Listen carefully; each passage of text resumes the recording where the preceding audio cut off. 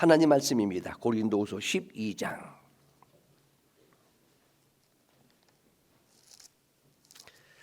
고린도후서 12장 우리 7절로 10절까지의 말씀입니다.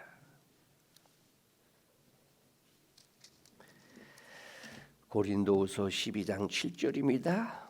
우리 10절까지 한 절씩 교독하겠습니다. 여러 계시를 받은 것이 지극히 크므로 너무 자만하지 않게 하시려고 내 육체에 가시 곧 사탄의 사자를 주셨으니 이는 나를 쳐서 너무 자만하지 않게 하려 하심이라.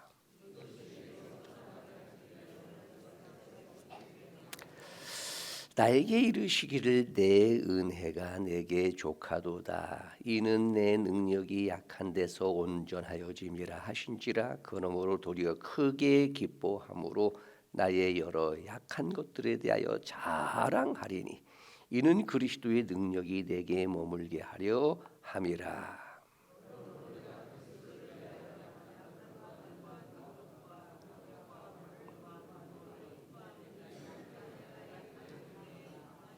아멘. 자, 사순절 기간입니다. 우리 3주간 우리 영광교회의 특세가 이제 전통이 되어지고 자녀들에게 신앙의 유산이 되었으면 좋겠다 하는 바람입니다. 사도신경이라든지 혹은 주일 성수라든지 하는 것들이 초대교회 때부터 초대교회 성도들의 신앙의 유산이 오늘 우리에게 믿음을 지키게 하는 최후의 보루가 되어지는 것처럼, 그래서 경건하게 또 절제하면서 또 침묵하면서 말씀 묵상하고 십자가 바라보면서 적은 짧은 시간이기는 하겠지만은 3주간을 지내게 되어지면 마치 목욕을 한 것처럼 또 우리의 영혼도 맑아지는 은혜가 있을 것이고, 또 옛날에 그런 책들이 많이 있었잖아요. 새벽형 인간. 우리가 새벽에 일찍 일어나게 되어지면 건강뿐만 아니라 우리의 영혼도 잘 되어지는 하나님의 은혜가 있을 겁니다. 혼자 1분간 기도하는 것도 중요하지만 우리 이렇게 모여서 함께 기도하게 되어지면 두세 사람이 모인 곳에 하신 것처럼 300명이 모이면 300분이 되어지는 것이고요. 2분간 하게 되어지면 600분 기도하게 되어지는 것이고요.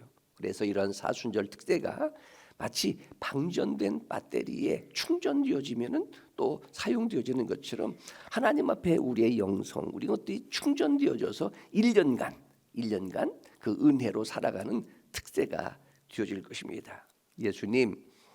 예수님에게도 가시가 있으셨습니다. 먼저는 십자가 위에서 머리에는 가시 멸류관, 우리나라의 가시나무의 가시보다는 훨씬 큰 그런 가시, 멸류관으로 가시에 찔리셨고, 우리가 아는 것처럼 허리에는 창자옥, 창의 가시로 허리를 찌르시고, 또 손과 발에는 한 18cm 내지는 20cm 되어지는 큰 못, 장못이라 일컬어지는 못으로 손발에 녹슨 대못으로 육체적인 고통, 육체적인 가시. 혹자는 이렇게 설명합니다. 예수님께서 당하셨던 그런 육체적인 고난들 때문에 우리가 생각으로 짓는 죄가 용서를 받았고, 마음으로 짓는 죄가 용서를 받았고, 손과 발로 지은 죄가 용서를 받았다. 인격적 측면에서는 조롱을 받습니다. 육체적인 채찍도 참 힘들고 어렵지만 모욕을 당하게 되어지고, 뺨을 맞게 되어지고, 침을 뱉게 되어지고, 불의한 재판을 받게 되어지고, 심지어는 참남죄라 인격적 모독. 예수님이 이렇게 당하심으로 이사야 53장의 말씀처럼 우리가 나음을 입었고, 우리가 고침을 받고, 우리가 구원을 받게 되어진 것이라. 가시 철학이라고 하는 그런 이야기가 있습니다. 가시에 철학이 있다. 그 가시가 있다고 하는 것 때문에 내가 단점이 되어지고 고통이 되어지는 그 이상 그 가시가 자랑이 되어지고 나를 보호해 주는 것. 예를 들면 아름다운 꽃의 장미에는 반드시 가시가 있습니다. 그런데 이 장미꽃의 가시가 장미의 아름다운 꽃을 외부의 침입으로부터 보호되어지는 은혜가 있다. 고슴도치에도 가시가 있어요. 외부의 적으로부터 자기를 보호해주는 방어가 되어지는 것들이고, 이러한 가시들로 인하여 자기 자신을 지키게 되어지는 가시 철학, 이런 용어가 있게 되어지는데, 누구에게든지 다 가시가 있다 하는 것을 신앙적 측면에서는 뇌게나 있는 십자가, 다 십자가가 있다. 여러분, 바울하게 되어지면 우리가 생각하는 그 이상의 배경이라든지 학벌이라든지 지위라든지 신앙적 측면에서 대단한 인물이 사실은 바울입니다. 부활의 주님을 직접 목격하기도 했고, 그가 복음을 전하게 될 때에 죽은 자가 살아나기도 하고, 엄청난 이 바울에게도 오늘 봉독한 말씀에 보니까 뭐가 있었다고요? 가시가 있었다. 이 육체에 가시가 있었다. 이 가시라고 하는 이 단어는 찌르는 막대기, 그런 뜻입니다. 찌르는 막대기. 조그만한 가시 하나가 손에 박혀도 온몸이 고통을 느끼게 되어지는데, 이 가시가 있는 이것이 삶의 자체는 고통이고 힘들지만은 가시 철학이라고 하는 개념 속에서 이 가시가 나를 보호해 주는 또 다른 은혜가 있다.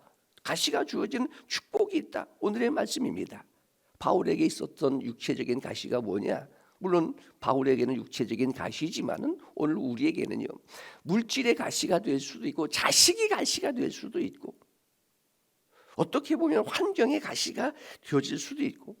여러분, 야복강가에서 밤새도록 철야하며 기도했던 이 이스라엘로 이름이 개명되어졌던 사건인 이 야곱에게 기도하고 나니까 천사와 씨름을 하면서 환도뼈, 대퇴부가 골절되어지게 됩니다. 기도하면 이렇게 되는구나. 이것이 가시가 되어지는데, 환도뼈가 부상되어지는데, 이것이 하나님이 그와 함께 하셨고 하나님이 그와 동행하시는 훗날 뭐가 되어지는 거예요? 사인, 증거가 되어지는 거예요. 바울에게 있어서의 가시가 뭐냐라고 하는 것은 사실 좀 논쟁도 있습니다. 혹자는 말하기를 강렬한 부활의 빛에 의해서, 하늘로부터 내려온 빛에 의해서 안질이 되어졌을 것이다. 어렸을 때부터 간질로 몸이 불편했을 것이다. 어쨌든 이것이 복음을 전하고 세상 사는 데 있어서 가시가 되어진 거예요. 찌르는 아픔이 되어졌던 거예요. 그런데 오늘 말씀해 보니까 가시의 철학이라고 하는 관점에서 그 가시가 오히려 세상 사람들은 이해하지 못하지만 은혜가 되고 응답이 되고 축복이 되어졌더라. 그러니까 우리는 역설적 삶을 사는 거예요. 대접을 받고자 하면 먼저 대접하는 것, 높아지고 싶으면 낮아지는 것, 이게 복음의 역설적 의미라고 하게 되어진다면, 그리스도인이 세상을 살아가는 가치관이 오늘 말씀에 보면 정말로 수준이 있는 바울의 신앙.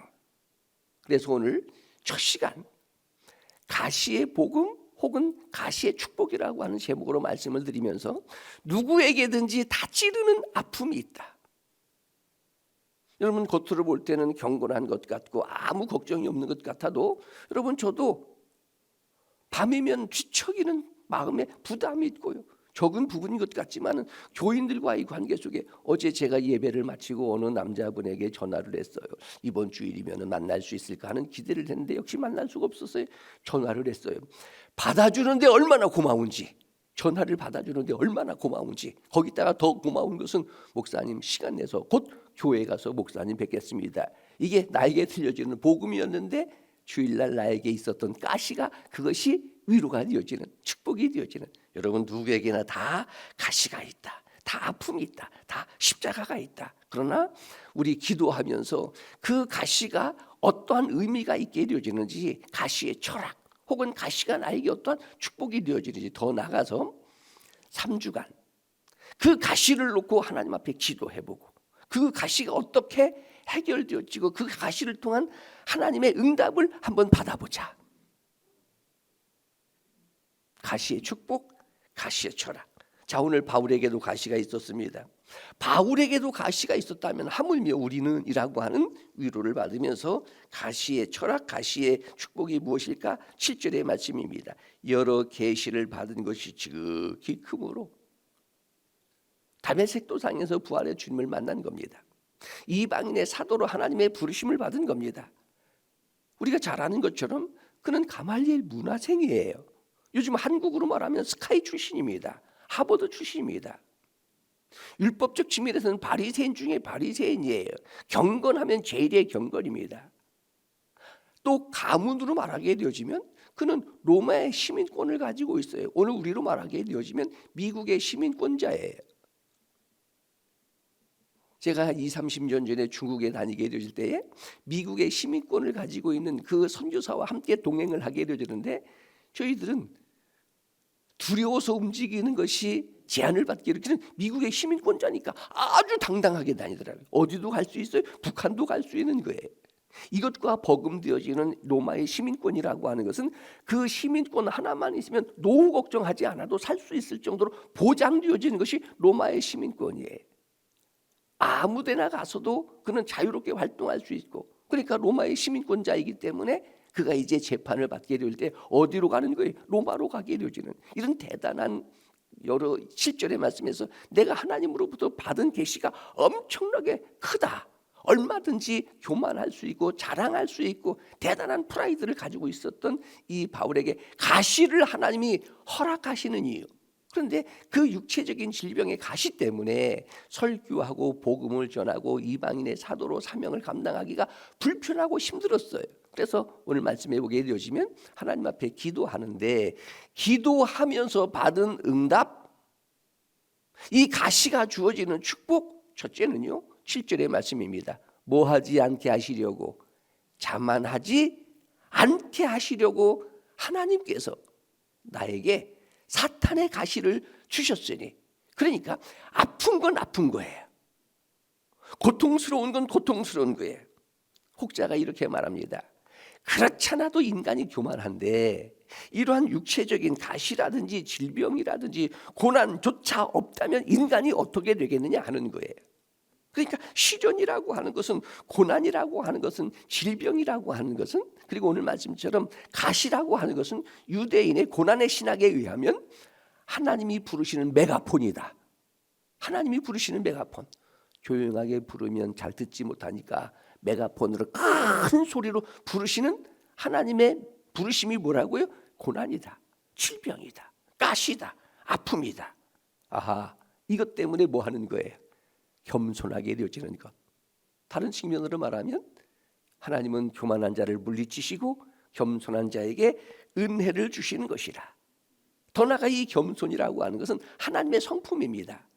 나는 마음이 온유하고 겸손하니, 이게 예수님의 성품이에요.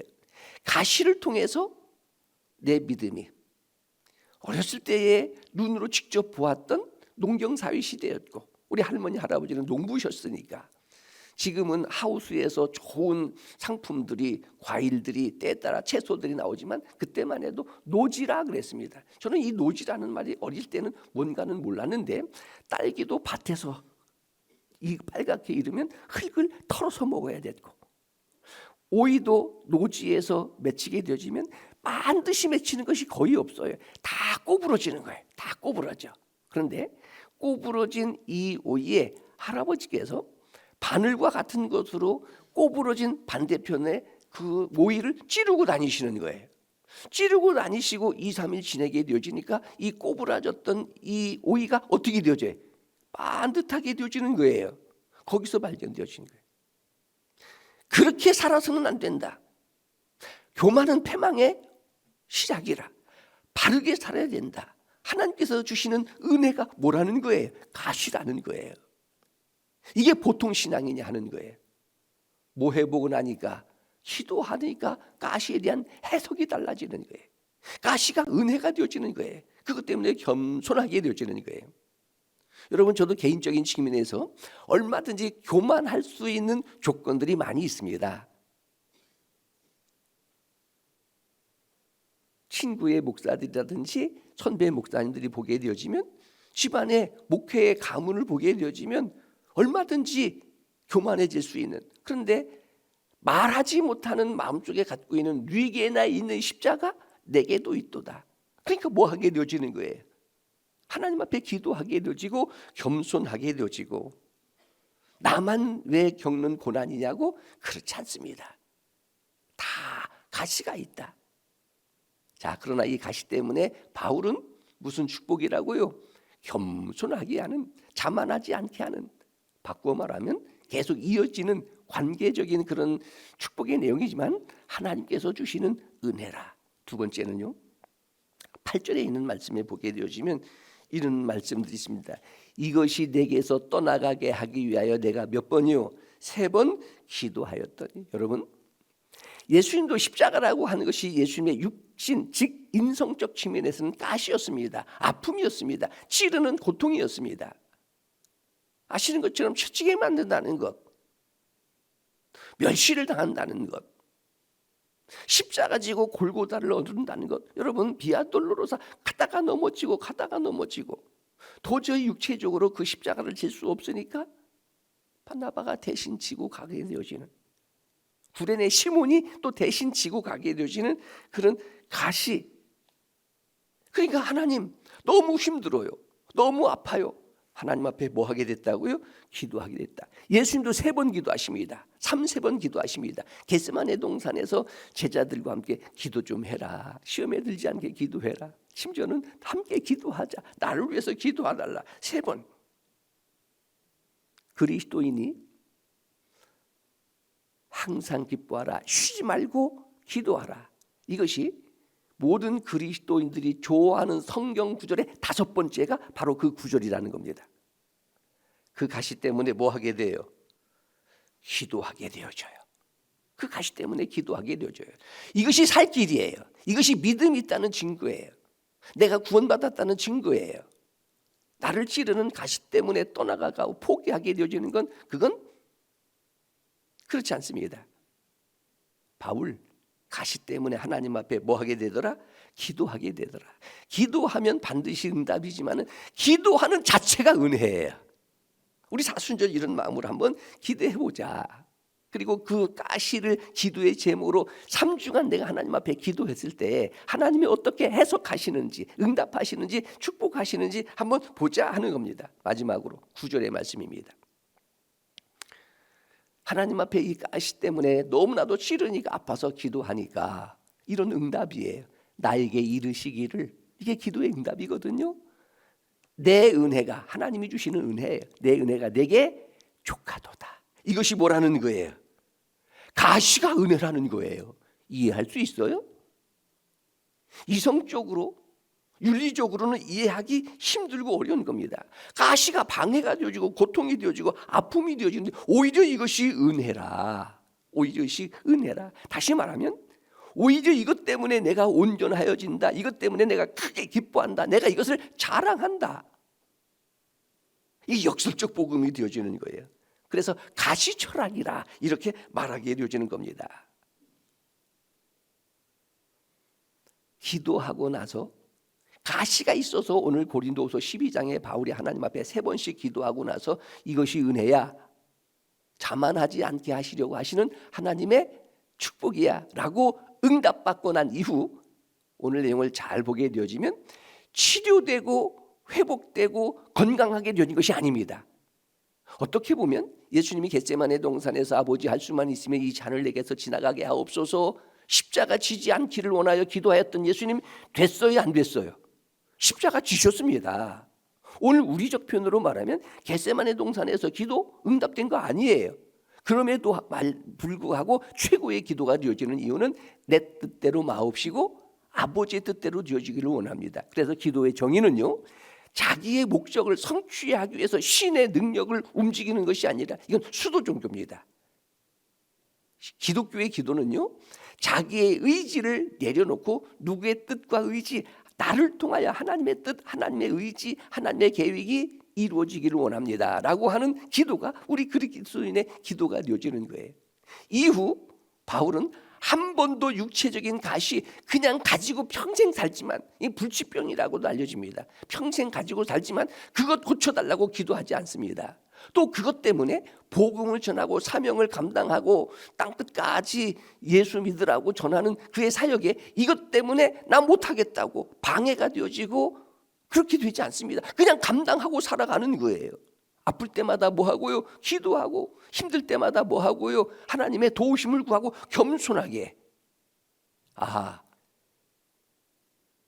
장미꽃의 가시가 오히려 장미의 그 아름다움을 함부로 새들이나 혹은 짐승들이 와서 꺾지 못하도록 보호해 주는 것처럼 고슴도치가 가시가 있는 것이 보기는 조금 민망해도 외부의 적들로부터 이 고슴도치를 자기 자신을 보호해 주는 것처럼 예수님이 지신 그 십자가의 가시가 오늘 우리에게 구원이 이루게 되어진 것처럼 이 가시는 또 나를 지키는, 내 믿음을 지키는, 기도하게 하는, 겸손하게 하는 또 다른 은혜가 되는구나. 오늘 말씀입니다. 기도하겠습니다.